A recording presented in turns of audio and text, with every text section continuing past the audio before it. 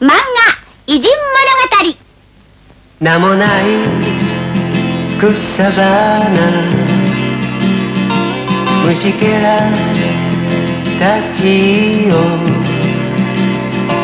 愛し育てた人がいた。自分を犠牲に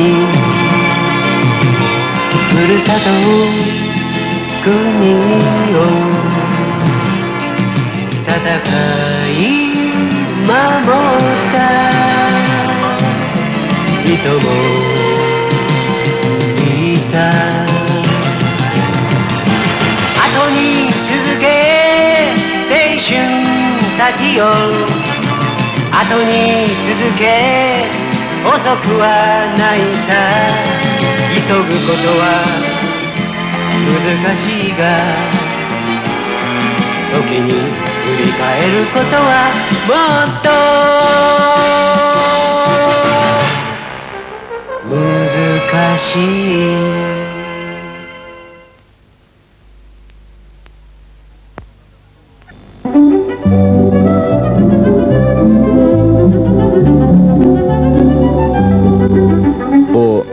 Muzika padişahlığı deb atalgan Avstriyaning Salzburg şəhəri 18-ci əsrin oturlarında bu şəhərdə oturuşluq ordu sazəndəsinin ailəsində bir buvaq dünyaga göz açdı. Bu buvaqqa Wolfgang Amadeus Mozart deb ism qo'yildi. Bu balaning tili, xat savodi chiqmay turibla muzikaga zo'r qiziqish paydo bo'ldi.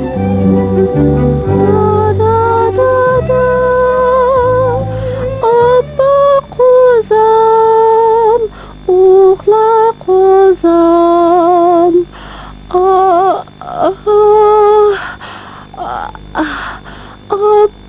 qozam, abba qozam, uxla qozam, abba qozam, uxla qozam. Apsı daim balısını pəpilib naqşı etib yerib kəsi gerek. Wolfgang özü tamaq yeyələydigan bolğan günlərinin birində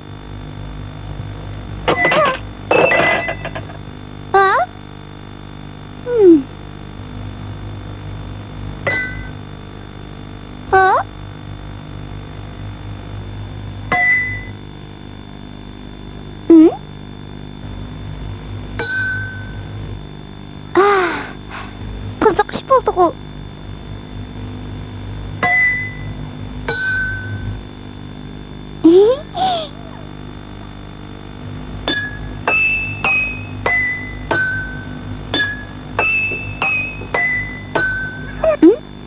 Bularning hammasini bir qaytimdan urib taqaychi.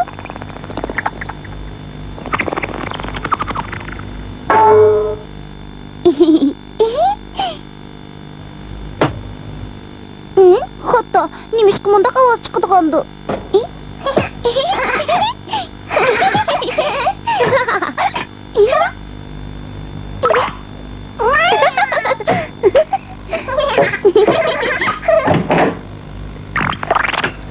Uzaq ötmey, Wolfgang dadısının öydə bir acayip nərsini körüb qaldı. Wolfgang bək heyran qaldı. Çünki özünün barmaqlarından əzəldən anlap baxmağan yıqımlıq avaz çıqıvatatdı.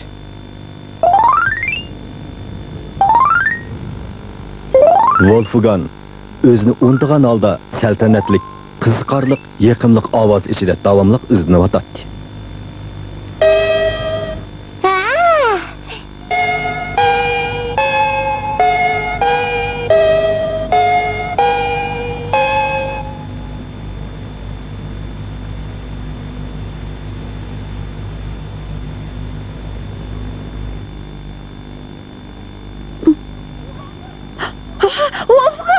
Wolfgang qani?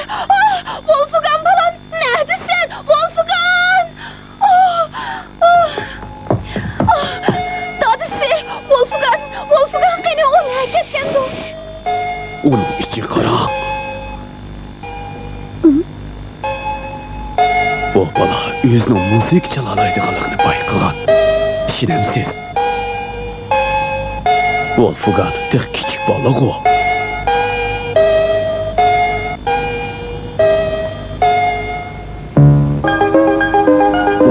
Bu çağda dadısı kızı Nanni'ye müzik üyütüp attı.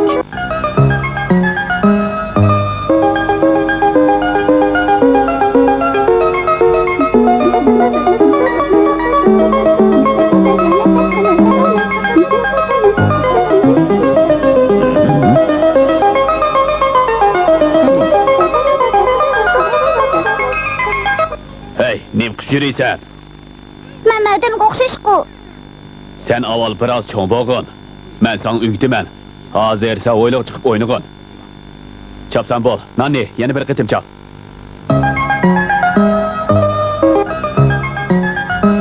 Dada, Hı? men ödemge okşaş çalalayman. Men çılıp bakayma makul mu dada? Bommaydı. Wolfgang, bu ya oyun çıkılmasa sen çıkıp oynap gör. Çapsan bol. Men çalıman. Hı. Boldu yığlama. Dada, o çalıman degendikin çep bakmısın mı? Wolfgang bekle. Çep baka.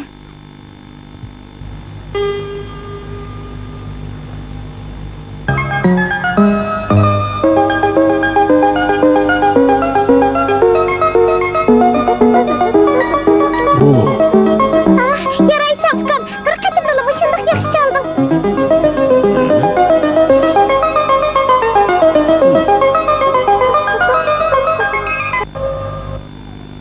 Kandak, men çalalam dikenmen.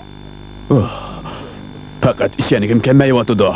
Ämdil 3 yaş kirgen bala bir kıtım anlapla çağına qaramamdıgan. Bu iş fakat bir başlanışlı bolgan. Onun dadısı hayran kalıdığan iş yeni yüz verdi.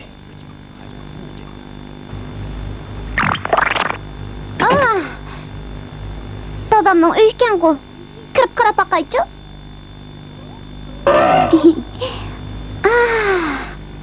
Dadamның uy nima degan qizqarliq. Üstel ustida turgan qandaq narsadir? Bu narsani men bilaman. Bu not qog'oz emasmi? Lekin onun hech nima yozmabdi. Tozimizni. Men yoza olgan bo'lsam yaxshi bo'ladi. Men abay yoza olayman. Tang tang ta tang. Tang tang ta tang. Tang tang ta tang. Wolfgang yezishga kirishib ketib, dadısının kirganini sezmedi. Hey, sen nima qilyapsan? Musiqa yozyapman. Minoid. Hey, sana hiç amal qilamadim-go. Bek yomon bo'lib ketding. Bunda qilsang kiyim-kechaklarning siyog'i bulg'unib ketadi. Hay, sen tek qalam tutqudak bo'lmay turib, tek muzik yozaman demsan, cho'ng'anda men sana uyutib qo'yaman. Bu rastla minoid bo'pti-go. Haqiqatan isil kuyibdi. 5 yoshlik bolaga odamning haqiqatan ishonigis kelmaydi. Yana kelib shundoq aniq, shundoq sho'x musiqa bo'pti. Balam, yaraysan.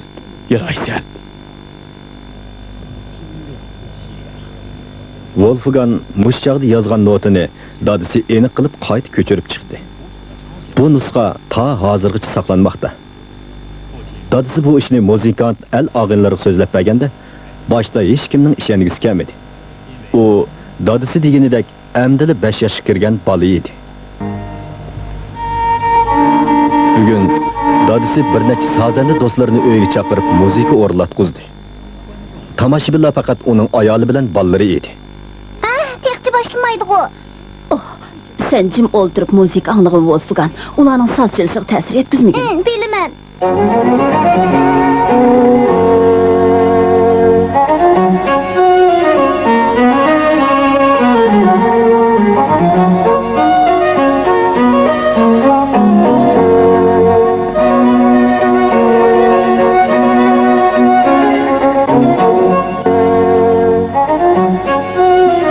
Bu ahangla nimetga yaqinliq.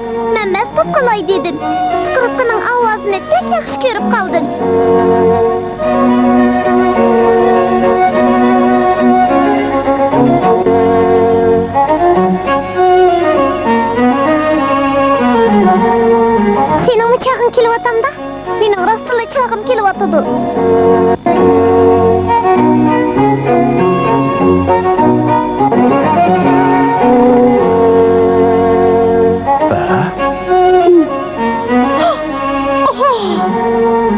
Aslida Wolfgang hozirla anglagan kuyni nihoyat yaxshi o'rlab bergan edi.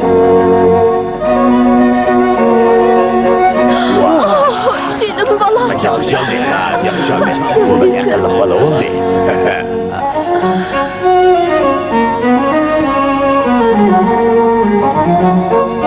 Wolfgangning haqiqatan musiqa talanti bor edi. Buningdan hech kim gumonlanmadi. Wolfgang keyin katta muzikant Mozart bo'ldi. Aytishlar qaraganda, u Myunxenda, Venada tunji qatim musiqa o'rinlaganda kishilar qattiq hayron qolgan ekan. U chaqda Mozart orolli 6 yoshga kirgan. Shuningdan keyin u taklif bo'yicha O'rta Yevropadan dunyoning har qaysi joylariga borib musiqa o'rinlagan. U 35 yoshida olamdan o'tgan.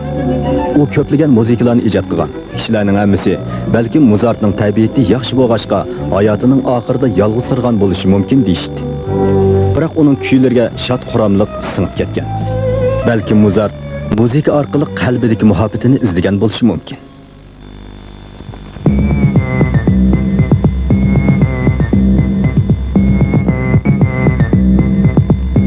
Qichinglar! Dido shahrida urush portlaydigan bo'ldi. Qichinglar!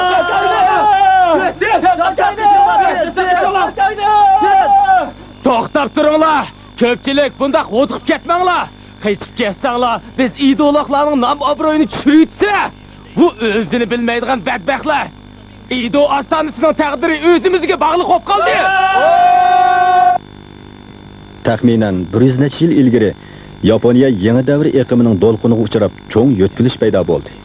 Ilgari Tokugawa Bakofuni markaz qilgan siyosiy kuchlar Kyoto xandonligini markaz qilgan Yaponiyaning yangi kuchlarini barpo qildi. Shuning bilan Bakofu xandonligi tuzgan Tokugawa Bakofuning hukmronligi oyoqlashganligi jakolandi. Ammo xandonlikni markaz qilgan yangi kuchlar Bakofuni talto'kis og'dirib tashlash uchun askariy kuch yig'ib Edo shahriga hujum qilishga tayyorlangan edi. Bu askariy kuchlarni xalq armiya deb atadi. Uning bosh qo'mondoni ko'pchilik biladigan Saigo Takamori edi. Edo shahriga oz qoldik. Ko'pchilik g'ayrat qilinglar. Saigo Takamori Enchag'dagi Sasima, ya'ni hozirgi Kagoshima noyisida to'van tabaqaga mansub bo'lgan samuray oilasida tug'ilgan. Saigo Takamorining bolalik davridagi ismi Yoshiko edi. U Namrat ota-onasiga yordamlashib, ini singillarni boqatdi. U 18 yoshga kirganda qo'riqchi bek bo'ldi. Bir kuni u boshlig'ining uyiga salomga berib, qattiq hayron qoldi. Amaldor turibmi, mushundoq vayrona uyda o'ltiramdiganda. Mening oilam Namrat turibmi, uyim uninkidan jiq yaxshi ekan. Hey! Odam bormi? Odam bormi? Hey, ishg'olda kelib bunda qattiq tog'layotgan qaysi ablah? Uyim o'rilib ketdi-ku. Bu mo'tabar, noiti bilimlik odil kishi edi. U aram pul bilan beyib, rahat parag'at yashigacha durust pokiz yashagan a'lo deb qaraydi. Saigo mana mushu mo'tabardan umr bo'yi izlab topqil bo'lmaydigan savoqni qabul qilgan edi. Yoshko, odam bo'lish bilan amaldor bo'lishda eng muhim narsaning nimaligini bilamsa? Bilmayman. Tang'irni hurmat qilish, insonni suyish. Tang'irni hurmat qilsang, noshoyin ishlarni qilmaysan. İnsonni so'ysang, yo'lsiz bo'lmaysan. Fuqarolar davlatning boyligi, amal tutganlar buni unutib qolsa, davlat malomon bo'ladi. Shunga insonlarga samimiy bo'lish kerak. Bu mo'tabarning ta'limi Saigoning qalbiga cho'nqur o'rnab ketdi. Uzun o'tmay, malmonchilik boshlangan chaqda Saigo Sasimaning vakillik samurayi bo'ldi. Shundoq bo'lsa-mu u Tang'irga hurmat qilish, insonni so'yishni esidan chiqarmadi. Keyin Saigo Takamori g'arbiy qism qo'shinlarining qo'mondoni bo'ldi.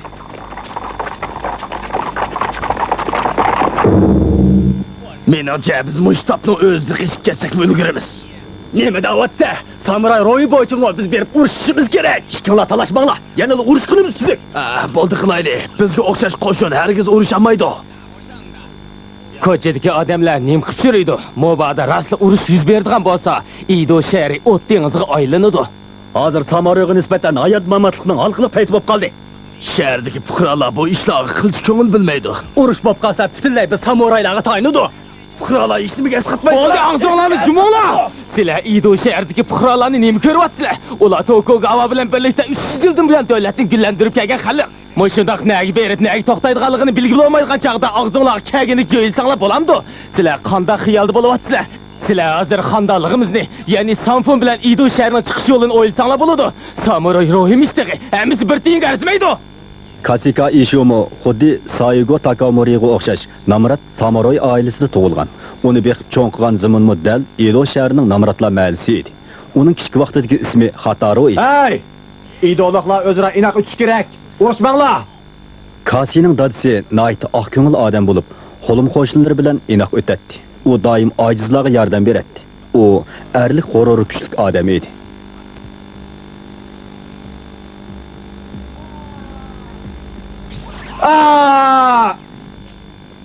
Kasi dadisining mushundaq yaxshi ta'siri bilan Edoliklarning urf-odati va odamgarchilik ta'siri bilan asta-asta cho'ng bo'ldi. Uzun o'tmay u bir tarafdan qilishvozlikni, yana bir tarafdan g'arbning yangi bilimlarini o'rganishga boshladi. Ammo u yanala namratlik ichida yashaydi. U yana doim kon kitoblar sotiladigan kitobxonlarga berib kitob ko'radi. Boshqalarning kitobini akilib ko'chirib oladi. Uning tirishchanligi oxir meva berdi.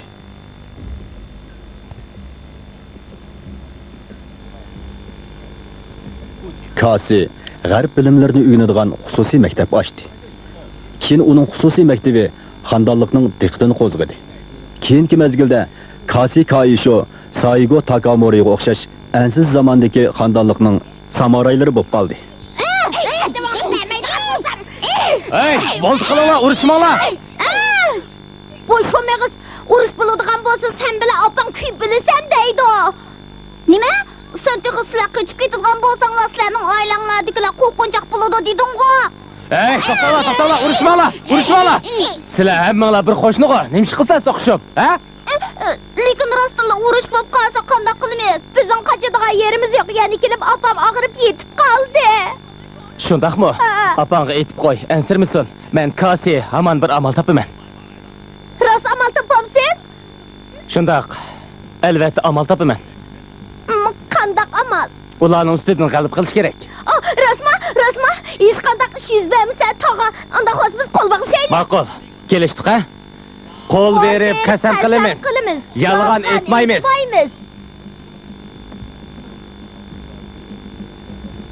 Kasi Kaisho qanday qilganda Edo shahrini qutuldirib olib, Edo shahrini urush o'tidan saqlab qolishni o'ylaydi.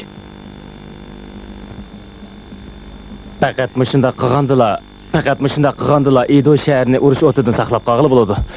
Saiko Takamoriga o'xshash hukm qilsak, bizning Edo shahrimiz kuyib tugisa, buningga fuqarolar chidab turarlarmi? Yamaoka.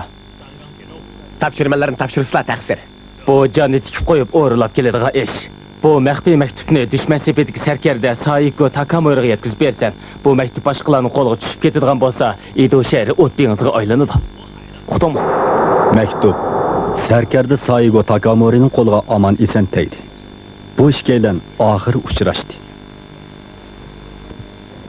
Sarkarda janoblari, omon turibsiz. Parvardigorga shukr. Qarang, bu tatliq yangi. Biz jigash paranglashayli. Bo'lamdi, ha? Bu men eng yoqtirib yeydigan narsam. Yo'lda kelib yeb ko'rsam bak yeyishgan. Shuning bilan og'ash keldim. Noyat obdankan. Sizning yurtingizdan mahsulotdi.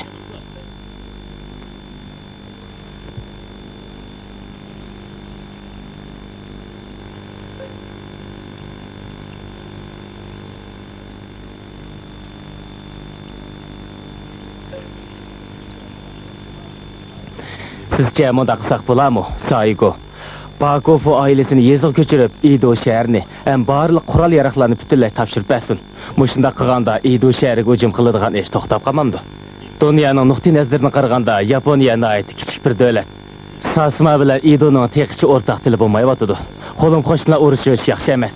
Agar siz Saigo tug'ilgan yurtingizni malman qilib yetadigan bo'lsangiz,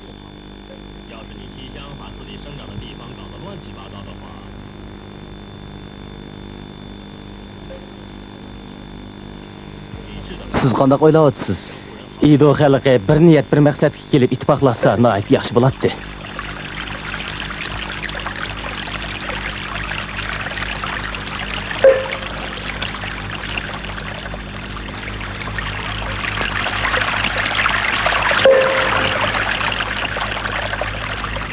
Sarkardi Kasi, xuddi sizning deganingizdek xalq davlatning boyligi, fuqarolar azob oqibat cheksa, bu qanday zamon bo'lib ketdi.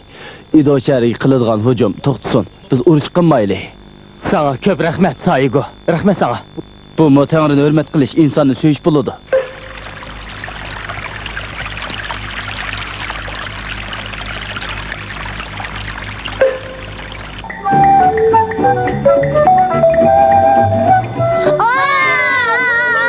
Urush bo'lmaydigan bo'ldi.